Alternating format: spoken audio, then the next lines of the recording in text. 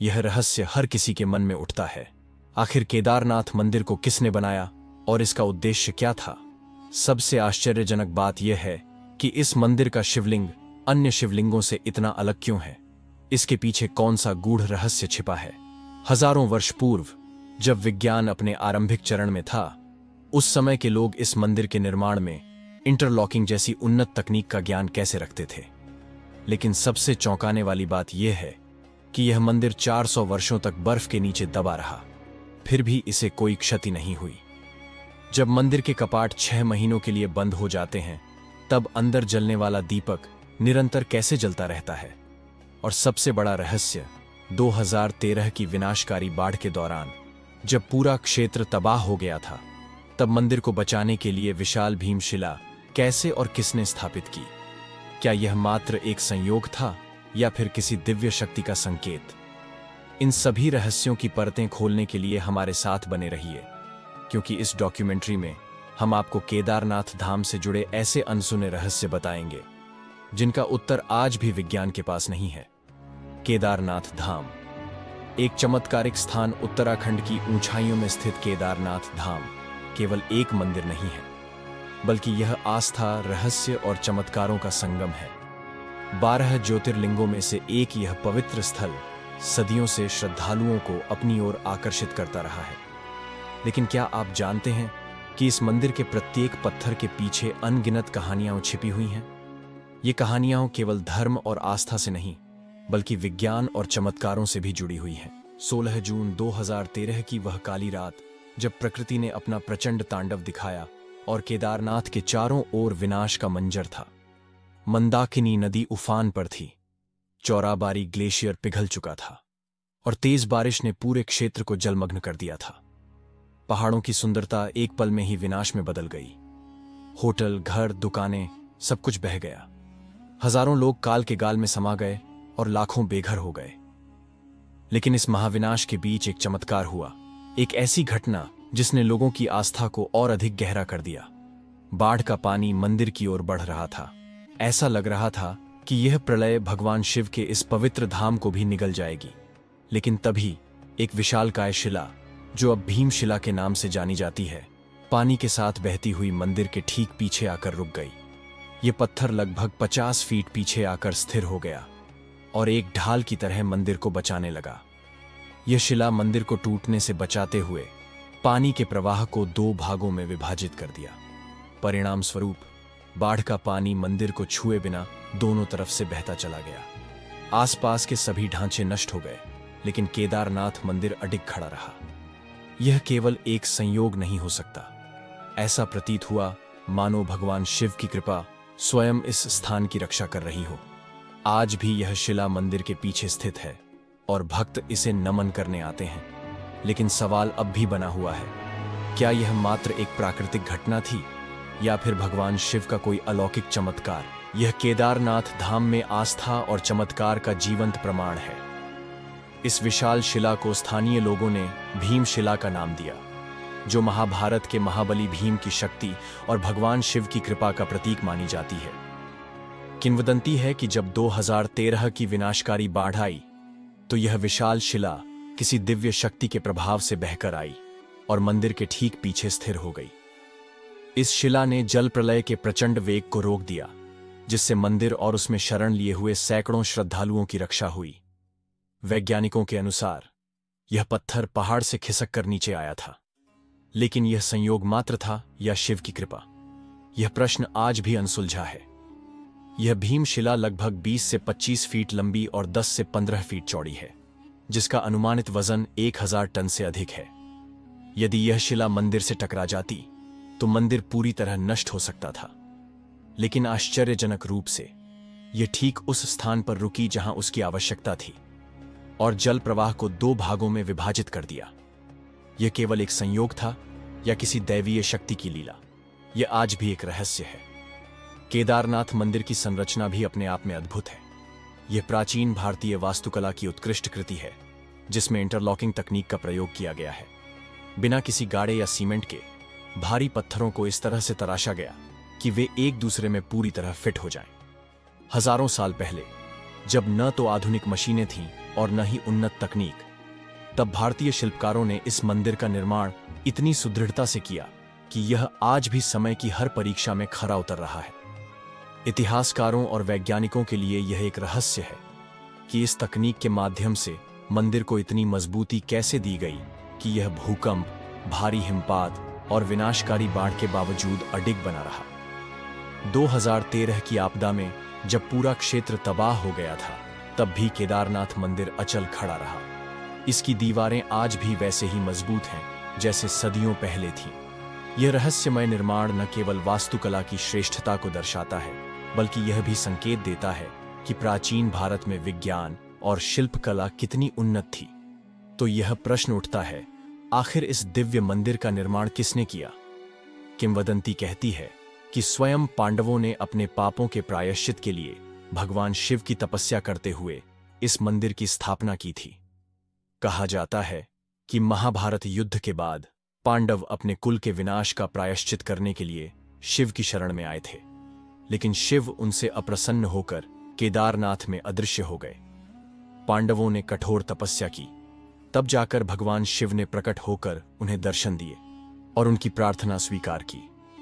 तब भीम ने अपनी शक्ति से विशाल पत्थरों को जोड़कर इस मंदिर की नींव रखी। आज भी केदारनाथ धाम में दर्शन करने वाले भक्तों को इस रहस्यपूर्ण और दिव्य शक्ति का एहसास होता है। क्या आपके मन में भी भोलेनाथ के दर्शन की इच्छा है? अगर हां, तो कमेंट में हर हर महादेव लिखकर अपनी श्रद्धा प्रकट करें। भगवान शिव जल्द ही आपकी मनोकामना पूर्ण करें। यह केवल धार्मिक दृष्टि से महत्वपूर्ण नहीं है, बल्कि इसके निर्माण से जुड़ी पौराणिक कथाएं इसे और भी रहस्यमयी और अलौकिक बनाती हैं। आज हम आपको 3 प्रमुख कथाओं में से सबसे प्रसिद्ध कथा, महाभारत से जुड़ी कथा के बारे में विस्तार से बताएंगे। धार्मिक ग्रंथों के अनुसार महाभारत के युद्ध में विजय प्राप्त करने के बाद युधिष्ठिर को हस्तिनापुर का राजा घोषित किया गया। लगभग 40 वर्षों तक पांडवों ने राज किया, लेकिन उनके मन में युद्ध के दौरान अपने बंधु बांधवों और गुरुजनों के वध का बोझ बना रहा। एक दिन पांडव भगवान श्री कृष्ण के साथ बैठकर युद्ध की घटनाओं की समीक्षा कर रहे थे। उसी दौरान पांडवों ने श्री कृष्ण से पूछा, हे माधव, हमने धर्म के लिए युद्ध लड़ा, फिर भी हमें अपने ही बंधु बांधवों और गुरुजनों की हत्या का कलंक लगा है। इस पाप से मुक्ति कैसे मिलेगी? श्री कृष्ण ने उत्तर दिया, युद्ध में विजय प्राप्त करना एक बात है, लेकिन अपने ही स्वजनों का संहार कर देने का बोझ दूसरी। तुम पाप के भागी बने हो और इस पाप से केवल देवों के देव महादेव ही मुक्ति दिला सकते हैं। अब समय आ गया है कि तुम उनकी शरण में जाओ। इसके कुछ समय बाद श्री कृष्ण ने भी अपना देह त्याग दिया और इस दुखद समाचार ने पांडवों को झकझोर कर रख दिया। जब उनके मार्गदर्शक स्वयं श्री कृष्ण नहीं रहे, तो उन्होंने अपना राजपाट परीक्षित को सौंप दिया और द्रौपदी सहित भगवान शिव की खोज में निकल पड़े। शिव की खोज और केदारनाथ की उत्पत्ति सबसे पहले पांडव काशी पहुंचे, लेकिन वहां भगवान शिव के दर्शन नहीं हुए। उन्होंने कई अन्य स्थानों पर भी शिव को खोजा, परंतु जहां भी वे जाते, शिव वहां से अंतर्धान हो जाते। अंततः खोज करते करते वे हिमालय की ओर बढ़े। भगवान शिव ने पांडवों की परीक्षा लेने के लिए एक नया रूप धारण किया। उन्होंने नंदी बैल का स्वरूप ग्रहण कर पशुओं के झुंड में छिप गए, लेकिन भीम ने उन्हें पहचानने के लिए एक योजना बनाई। उन्होंने अपने विशालकाय पैर केदार पर्वत के दोनों ओर फैला दिए, ताकि कोई भी पशु उनके पैरों के बीच से न निकल सके। लेकिन तभी भीम ने देखा कि एक नंदी बिना उनके पैरों के नीचे से निकले जाने की कोशिश कर रहा है। भीम ने तुरंत उस नंदी को पकड़ने का प्रयास किया, लेकिन तभी भगवान शिव धरती में समाने लगे। भीम ने शिवजी के पिछले भाग को पकड़ लिया और पूरी शक्ति से रोकने की कोशिश की। तब भगवान शिव प्रकट हुए, प्रसन्न होकर पांडवों को दर्शन दिए और उनके सारे पाप क्षमा कर दिए। पंच केदार की कथा भगवान शिव के इस दिव्य प्रकट होने के कारण यहां उनका पीठ रूप पूजित होने लगा और यही स्थान केदारनाथ कहलाया। किंवदंती के अनुसार भगवान शिव का शरीर धरती के विभिन्न स्थानों पर प्रकट हुआ, जिससे पंच केदार की उत्पत्ति हुई। अनुसार भगवान शिव का शरीर धरती के विभिन्न स्थानों पर प्रकट हुआ, जिससे पंच केदार की उत्पत्ति हुई।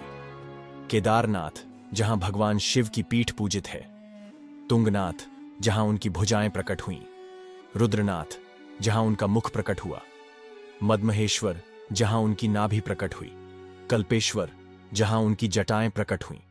भगवान शिव की यह लीलाएं रहस्यमयी और चमत्कारी हैं, और इसीलिए केदारनाथ को पंच केदार में सबसे प्रमुख माना जाता है।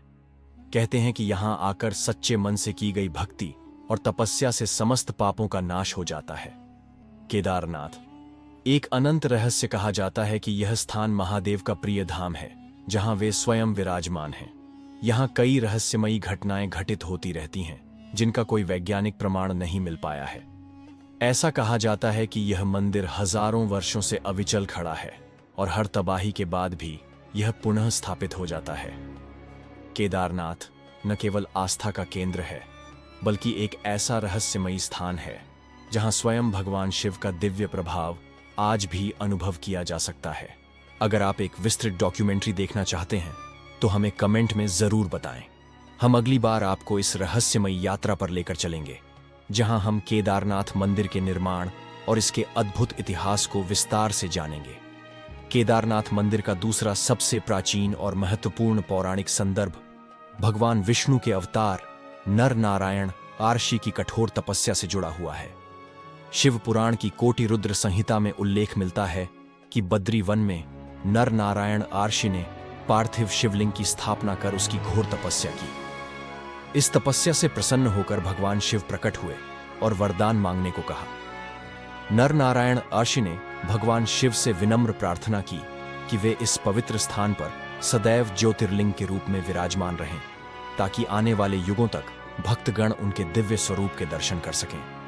भगवान शिव ने उनकी प्रार्थना स्वीकार कर ली और तब से यहां उनकी पूजा ज्योतिर्लिंग के रूप में होती आ रही है। इस कथा के अनुसार केदारनाथ का ज्योतिर्लिंग शिव और विष्णु की दिव्य एकता का प्रतीक है। जहां शिव जी केदारनाथ धाम में ज्योतिर्लिंग के रूप में स्थापित हैं, वहीं भगवान विष्णु बद्रीनाथ धाम में विराजते हैं। मान्यता है कि 8वीं शताब्दी में आदि शंकराचार्य ने केदारनाथ मंदिर का पुनर्निर्माण करवाया और हिंदू धर्म के पुनर्जागरण में महत्वपूर्ण भूमिका निभाई। उन्होंने इस स्थान को एक प्रमुख तीर्थ स्थल के रूप में स्थापित किया और स्वयं भी अपने अंतिम दिन केदारनाथ में ही बिताए।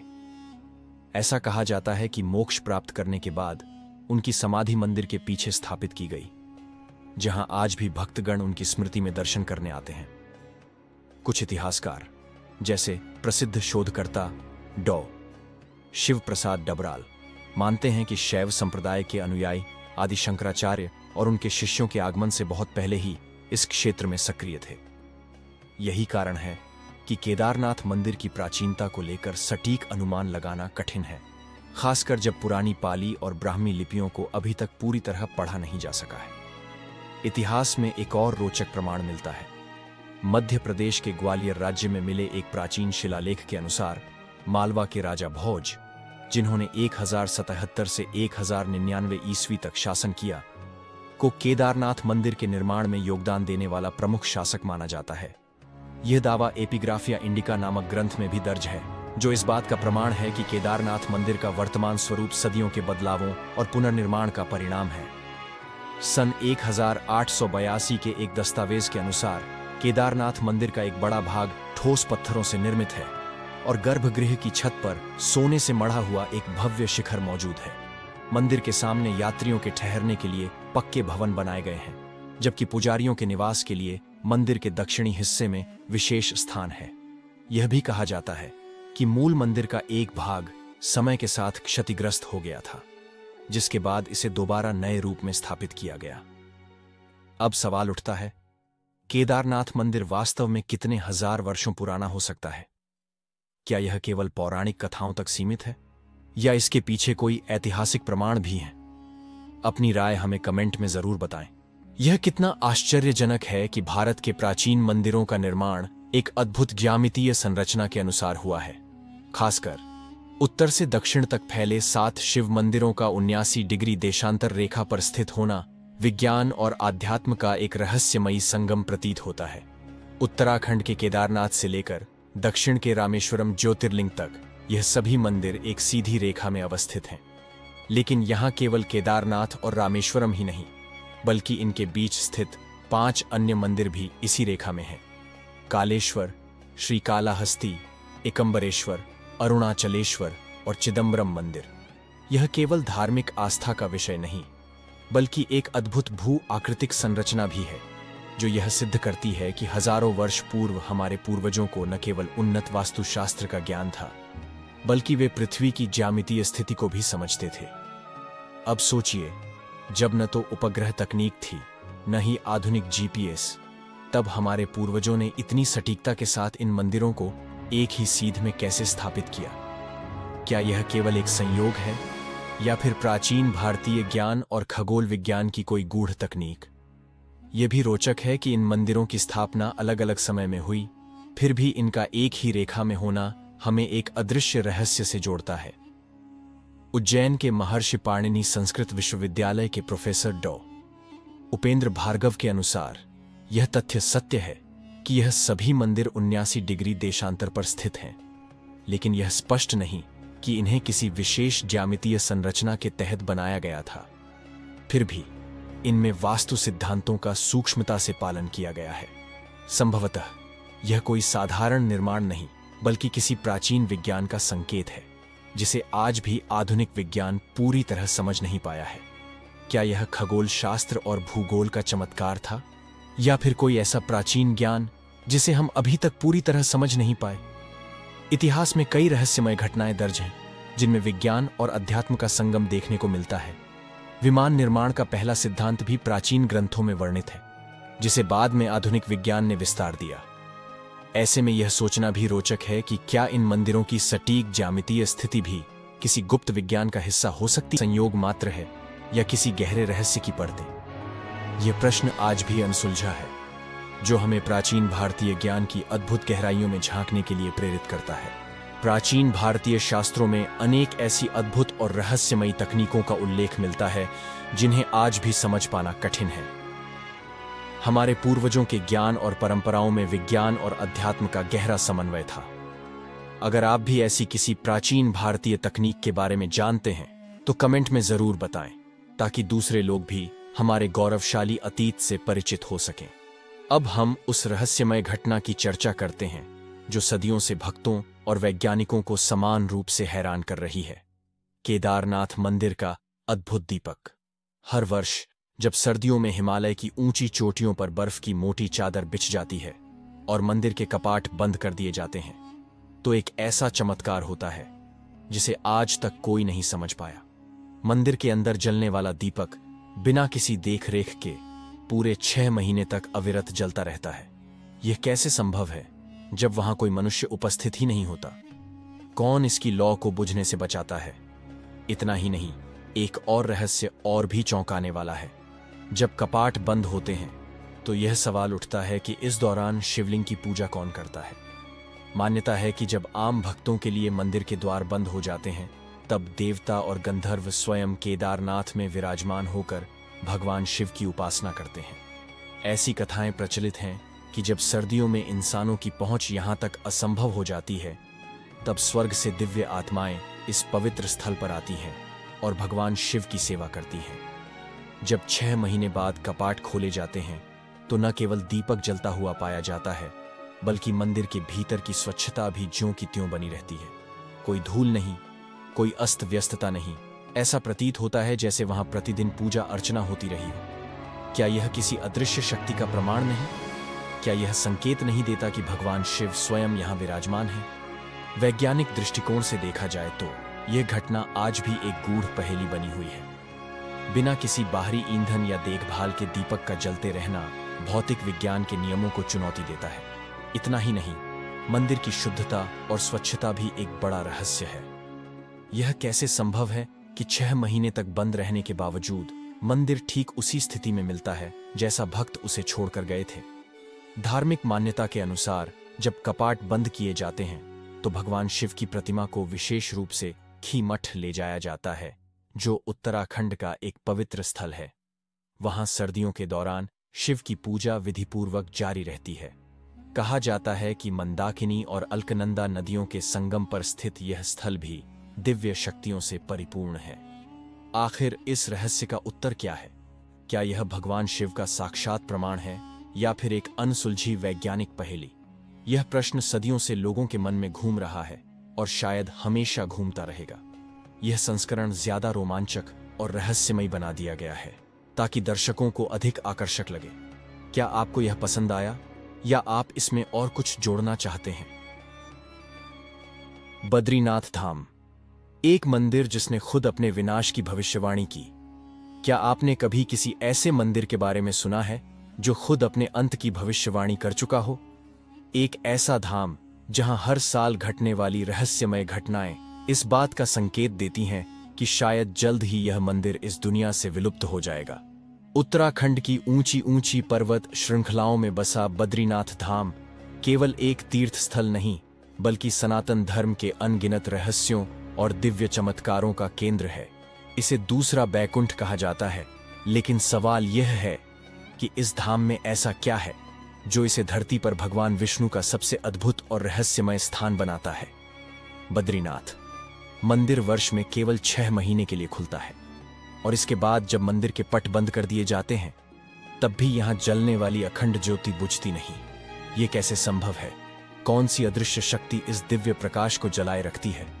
क्या यह स्वयं भगवान विष्णु की कोई अलौकिक लीला है, या फिर कोई ऐसा रहस्य जिसे अभी तक विज्ञान भी समझ नहीं पाया?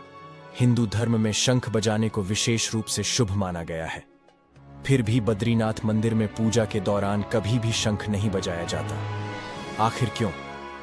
क्या इसके पीछे कोई रहस्यमय शक्ति छिपी है, या फिर यह किसी प्राचीन नियम का हिस्सा है जिसका संबंध देवताओं और ब्रह्मांडीय ऊर्जाओं से जुड़ा हुआ है? और वसुधारा झरने की बात करें तो इसके बारे में कहा जाता है कि यह पुण्यात्माओं पर जल की बौछार करता है, लेकिन पापियों पर इसकी एक भी बूंद नहीं गिरती। यह कैसे संभव हो सकता है? क्या यह केवल एक धार्मिक मान्यता है, या इसके पीछे कोई ऐसा रहस्य छिपा है जिसे समझना इंसानी बुद्धि के परे है? अगर यह सच है तो आखिर यह झरना किसी को पुण्यात्मा मानकर जल कैसे गिराता है, और पापी को ठुकराने की शक्ति इसमें कहां से आती है? बद्रीनाथ धाम में एक और अद्भुत रहस्य है। यहां का तापमान कभी भी 9 डिग्री सेल्सियस से अधिक नहीं जाता, लेकिन वहीं दूसरी ओर तप्त कुंड का पानी हमेशा 54 डिग्री सेल्सियस पर खौलता रहता है। बर्फीले मौसम के बीच उबलते पानी का रहस्य क्या है? क्या यह प्रकृति की कोई विशेष लीला है, या फिर किसी दिव्य शक्ति का प्रमाण? सबसे रहस्यमय घटना जोशीमठ में स्थित भगवान नरसिंह की मूर्ति से जुड़ी है। मान्यता है कि इस मूर्ति का हाथ हर साल पतला होता जा रहा है। यह क्यों हो रहा है? पौराणिक कथाओं के अनुसार जिस दिन यह हाथ पूरी तरह टूट जाएगा, उस दिन बद्रीनाथ धाम का अंत शुरू हो जाएगा। क्या यह केवल एक मान्यता है, या फिर भविष्य में होने वाली किसी अद्भुत घटना का संकेत? क्या यह संकेत कलयुग के अंत की ओर इशारा कर रहा है? बद्रीनाथ धाम से जुड़े इन रहस्यों को समझना केवल आस्था का विषय नहीं, बल्कि यह उन अलौकिक शक्तियों की झलक है जो इस ब्रह्मांड में विद्यमान है।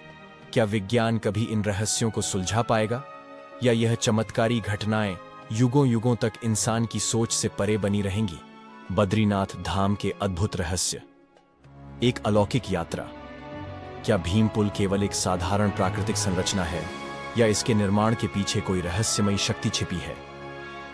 महाभारत काल का साक्षी माने जाने वाला यह विशाल पत्थर बिना किसी सहारे के हजारों वर्षों से कैसे टिका हुआ है? क्या यह मात्र एक संयोग है, या फिर इसमें प्राचीन वास्तु विज्ञान और देवताओं की शक्ति का कोई संकेत छुपा है? और वह दिव्य मूर्ति जिसे आदि शंकराचार्य ने नारद कुंड से प्राप्त किया था, आखिर उन्हें कैसे पता चला कि यही भगवान बद्रीनाथ की वास्तविक प्रतिमा है?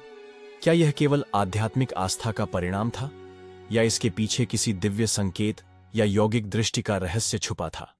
ऐसे कई रहस्य इतिहास के उन धुंधले पड़े पन्नों में छिपे हैं जिन पर समय की परतें चढ़ चुकी हैं। लेकिन सबसे बड़ा प्रश्न यह है, क्या वास्तव में बद्रीनाथ धाम एक दिन विलुप्त हो जाएगा? क्या इस दिव्य स्थल की नियति पहले से ही तय है? और क्या आपने कभी गौर किया है कि यहाँ के मुख्य पुजारी हमेशा केरल के नंबूदरी ब्राह्मण ही क्यों होते हैं? क्या इसके पीछे कोई आध्यात्मिक नियम है, या यह केवल परंपरा का हिस्सा है? बद्रीनाथ धाम केवल एक तीर्थ यात्रा नहीं, बल्कि रहस्यों और चमत्कारों से भरी एक अलौकिक यात्रा है। यह आस्था और विज्ञान के बीच का एक अनोखा संगम है, जहां हर पत्थर, हर धारा और हर कथा किसी गहरे रहस्य की ओर इशारा करती है। तो क्या आप इन रहस्यों से पर्दा हटाने के लिए तैयार हैं? चलिए इस दिव्य यात्रा की शुरुआत करते हैं और जानते हैं कि बद्रीनाथ धाम का वास्तविक रहस्य क्या है। बद्रीनाथ धाम की पौराणिक कथा विष्णु और शिव का अनोखा लीला कहते हैं। प्राचीन काल में बद्रीनाथ क्षेत्र भगवान शिव का निवास था। कैलाशपति शिव यहां माता पार्वती और अपने गणों के साथ ध्यान और तपस्या में लीन रहते थे। यह स्थान शांति और आध्यात्मिक ऊर्जा से भरा हुआ था। लेकिन फिर कुछ ऐसा हुआ जिसने इस भूमि का स्वरूप ही बदल दिया। भगवान विष्णु एक ऐसे स्थान की खोज में थे जहां वे गहरे ध्यान में लीन हो सकें। जब उन्होंने इस पवित्र स्थान को देखा तो वे इससे अत्यंत प्रभावित हुए। लेकिन समस्या यह थी कि यह स्थान पहले से ही भगवान शिव का निवास था। भगवान विष्णु अपने आराध्य से यह स्थान सीधे सीधे मांग तो नहीं सकते थे, इसलिए उन्होंने एक अद्भुत लीला रची। उन्होंने एक मासूम बालक का रूप धारण किया और जोर जोर से रोने लगे। माता पार्वती का हृदय करुणा से भर गया। उन्होंने उस बालक को अपने पास बुला लिया और प्रेम पूर्वक उसे गोद में उठा लिया। लेकिन भगवान शिव तुरंत समझ गए कि यह कोई साधारण बालक नहीं, बल्कि स्वयं भगवान विष्णु हैं। शिव जी ने माता पार्वती को समझाने की कोशिश की, लेकिन तब तक विष्णु जी अपनी लीला को आगे बढ़ा चुके थे। जैसे ही माता पार्वती बालक को गोद में लेकर मंदिर के भीतर गईं, भगवान विष्णु ने अपनी दिव्य शक्ति से दरवाजे बंद कर दिए। शिव और पार्वती को वहां से प्रस्थान करना पड़ा और तब से यह स्थान भगवान बद्रीनाथ के रूप में प्रसिद्ध हो गया। आज भी इस कथा की झलक हमें बद्रीनाथ मंदिर में देखने को मिलती है। कहा जाता है कि भगवान शिव ने इस स्थान को छोड़ा जरूर, लेकिन वे निकट ही एक स्थान पर ध्यानस्थ हो गए जिसे योग ध्यान बद्री कहा जाता है। तो क्या यह केवल एक पौराणिक कथा है या इसके पीछे कोई गूढ़ संकेत छुपा हुआ है?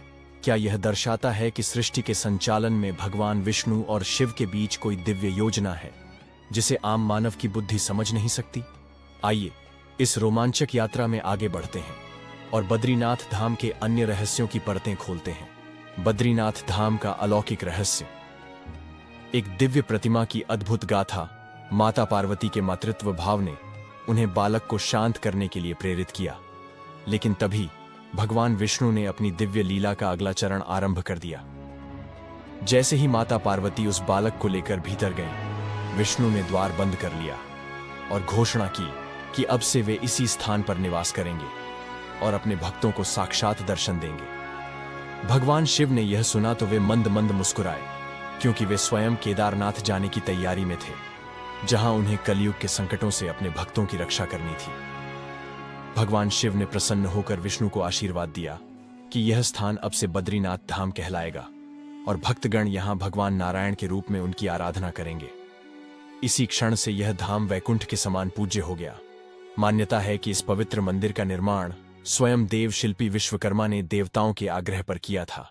लेकिन क्या आप जानते हैं कि इस मंदिर में स्थित भगवान विष्णु की प्रतिमा केवल एक साधारण मूर्ति नहीं, बल्कि एक दिव्य स्वयंभू प्रतिमा है। अलकनंदा से प्रकट हुई दिव्य मूर्ति। यह कहा जाता है कि भगवान बद्रीनाथ की यह प्रतिमा सामान्य पत्थर की नहीं, बल्कि शालिग्राम से बनी हुई एक अलौकिक मूर्ति है जो स्वयं प्रकट हुई थी। किंवदंती है कि जब आदि शंकराचार्य भारत में सनातन धर्म की पुनर्स्थापना कर रहे थे, तब उन्हें एक दिव्य संकेत मिला। 7वीं शताब्दी में उन्होंने अलकनंदा नदी के पवित्र जल में डुबकी लगाई और अपनी तपस्या के प्रभाव से इस अद्भुत मूर्ति को बाहर निकाला। परंतु प्रश्न यह उठता है कि आदि शंकराचार्य को कैसे पता चला कि यही वह दिव्य प्रतिमा है जिसे इस मंदिर में स्थापित किया जाना चाहिए? क्या यह केवल एक संयोग था या फिर स्वयं भगवान विष्णु ने उन्हें यह अलौकिक संदेश दिया था? इस रहस्य का उत्तर आज भी बद्रीनाथ धाम के अनसुलझे चमत्कारों में से एक बना हुआ है। एक युग तक लुप्त रही मूर्ति 6ठी शताब्दी के दौरान, जब इस पवित्र मंदिर की सुरक्षा का कोई निश्चित प्रबंध नहीं था, तब यह क्षेत्र बाहरी आक्रमणकारियों के निशाने पर था। विशेष रूप से बौद्ध और हूण आक्रांताओं के भय से पुजारियों को एक कठिन निर्णय लेना पड़ा। भगवान बद्री विशाल की दिव्य प्रतिमा को शत्रुओं से बचाने के लिए उन्होंने इसे अलकनंदा नदी की गोद में प्रवाहित कर दिया।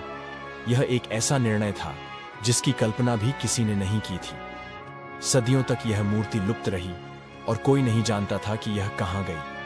परंतु जब समय ने करवट ली तो इसे पुनः प्रकट होने का अवसर मिला। जब आदि शंकराचार्य ने अपने आध्यात्मिक ज्ञान और तपस्या से इस मूर्ति को पुनः खोज निकाला, तो समस्त भक्तों के लिए यह किसी चमत्कार से कम नहीं था। यह केवल एक पत्थर की प्रतिमा नहीं थी, बल्कि स्वयं भगवान विष्णु का दिव्य स्वरूप था, जिसे देखना मात्र ही मोक्ष की ओर ले जाने वाला माना जाता है। आज भी बद्रीनाथ धाम की यह मूर्ति अपने अस्तित्व से जुड़े अनेक रहस्यों को समेटे हुए है। भक्तों का विश्वास है कि जो भी सच्चे मन से यहां आता है, वह भगवान बद्री विशाल की कृपा का भागी बनता है।